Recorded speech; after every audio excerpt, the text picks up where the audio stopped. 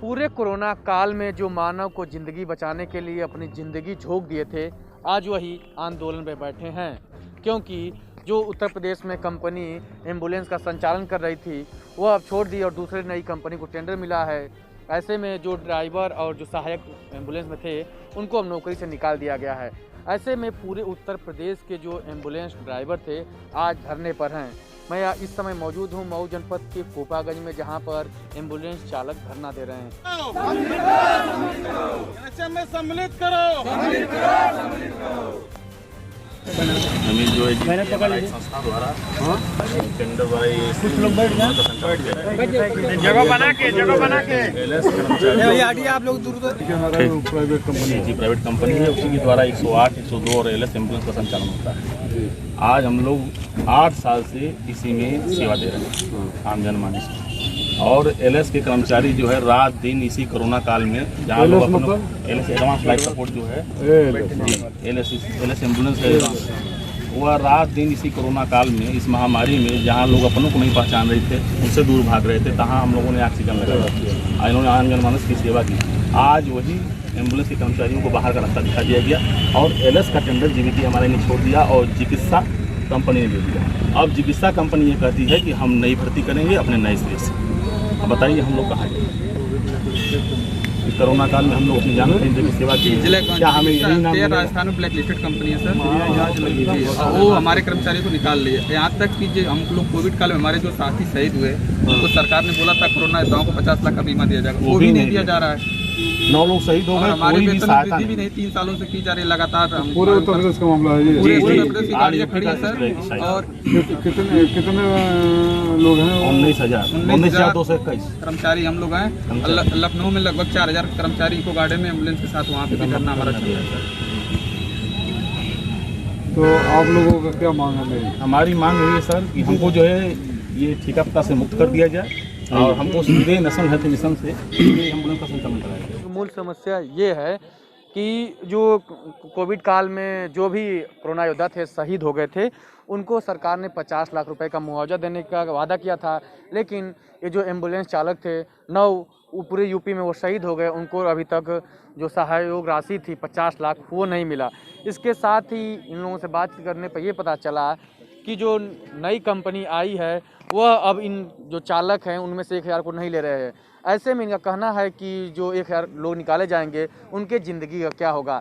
ये करीब 8 साल तक इसी एम्बुलेंस में सेवा दिए, ऐसे में अब उनको कंपनी निकाल देगी तो वो अपना जीविकोपार्जन करने के लिए कहाँ जाएंगे। यहाँ पर जो सपा के राष्ट्रीय महासचिव हैं राजीव राय, इन एम्बुलेंस चालकों के धरने पर आए हैं और बातचीत कर रहे हैं। और इस राजीव राय से भी हम जानना चाहेंगे क्या समस्या है और इन लोगों को क्या समस्या जाने। सर, ये जानना चाहते हैं क्या इनसे बातचीत हुई, क्या समस्या? बताइए, ये एम्बुलेंस और एडवांस लाइफ सपोर्ट सिस्टम के ड्राइवर हैं, कर्मचारी हैं। जिस दौर में सारे लोग घरों में छिपे हुए थे, परिवार के लोग भाई भाई को छूने से डर रहा था, उस कोरोना काल में इन लोगों ने जान बचाने का काम किया, अपनी जान पे खेल के। और कितने गरीब परिवारों से हैं जब जो ये नौकरी कर रहे हैं, आप अंदाज़ा लगा सकते हैं। और उसका इनाम इस असंवेदनशील सरकार ने क्या दिया कि कोरोना तो अभी ख़त्म नहीं हुआ, इनको नौकरी से निकलवा दिया। ये कंपनी और सरकार के अधिकारियों की मिलीभगत है। जिस कंपनी को ठेके पर दिया गया था, जीवीके को ठेके पर दिया गया था, उसने अपना सरेंडर कर दिया, अपनी किसी और कंपनी को दे दिया। बहुत बड़ा स्कैम है। इसमें मुझे ये भी कहा गया कि वो कंपनी ESI के पैसे काटती थी, इन लोगों को इलाज की सुविधा नहीं, कोई छुट्टी नहीं, कोई हॉलीडे नहीं, कोई अदर बेनिफिट नहीं। तो सरकार और अधिकारियों के खेल में, भ्रष्टाचार की आड़ में 19,200 जो कर्मचारी है, लगभग 1 लाख लोगों को मौत के दरवाजे पर खड़ा कर दी सरकार। जो लोग पूरे कोरोना में जान पर खेलकर हाथ बचाने का काम कर रहे थे, उनको इनाम दिया जाना चाहिए या सजा दी जानी चाहिए। कोरोना काल में सबसे बड़ी बात देखी गई, जो समाजवादी पार्टी की सबसे महत्वाकांक्षी योजना थी एम्बुलेंस, वही सहायक हुई। आज उसी को सरकार दरकिनार कर रही है। उनको उस हर अच्छी चीज़ से नफरत है जो समाजवादियों ने शुरू की।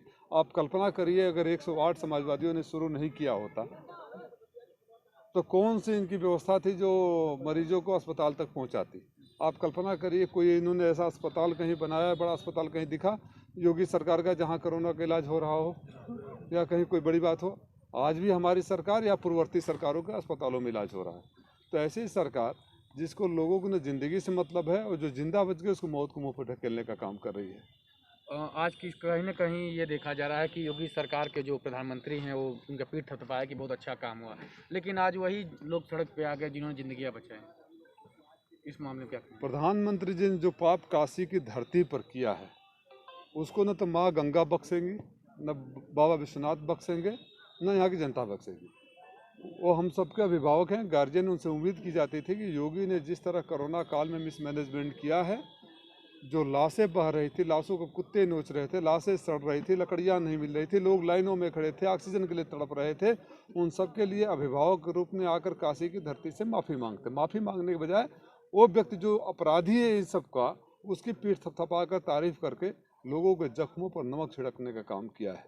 तो इनकी आवाज़ कैसे उठाएंगे? इनकी आवाज़ हम हर मोर्चे पर, मैं राष्ट्रीय अध्यक्ष जी से भी बात करूंगा, कोशिश करूंगा कि हम विधानसभा विधान परिषद में भी आवाज़ उठाएं, मैं चैनलों पर उठाऊंगा, और इनके हर संघर्ष में जहां भी इनको जरूरत पड़ेगी हम इनके साथ। आखिर हम लोगों ने शुरू किया था, हम अपने इसके नैतिक और राजनीतिक दायित्व को भी समझते हैं। तो आपको कुछ कैसा फीलिंग हो रहा है? इतने एम्बुलेंस जो अब आप सहयोग देखिए, करने आप चाहिए, एक खड़े साथ एक तरफ लीजिए, चलाते हैं। ये जितनी सारी एम्बुलेंस हैं ये खड़ी होने के लिए हैं।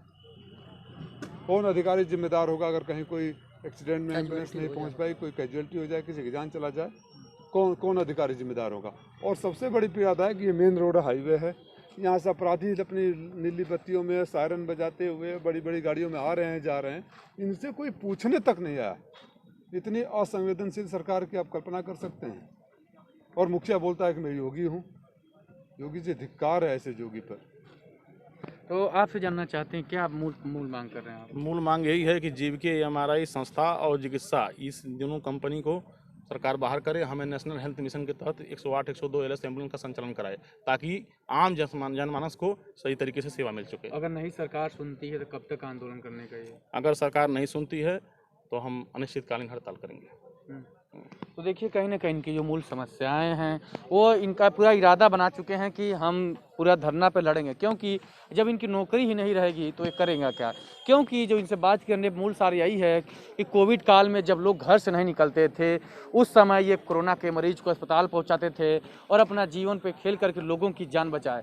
ऐसे में जब इनके 1000 साथी अब नौकरी से निकाले जा रहे हैं तो कहीं ना कहीं इनको दर्द है, और इनको डर यह भी है कि आज जब 1000 साथी निकाले गए हैं तो कल ये भी निकाल दिए जाएंगे, क्योंकि ये जो निजी कंपनियां हैं वो मनमाने तरीके से जो सरकार में बैठे मंत्री होते हैं, अधिकारी होते हैं, अपना संचालन करती हैं और खूब लूट मचाती हैं। ऐसे में अब देखते हैं कि आने वाले समय में इस जो सरकार है, इन जो एम्बुलेंस चालक हैं, इनके मांग को ध्यान देती है या अपनी हठ धर्मिता पे लगी रहती है।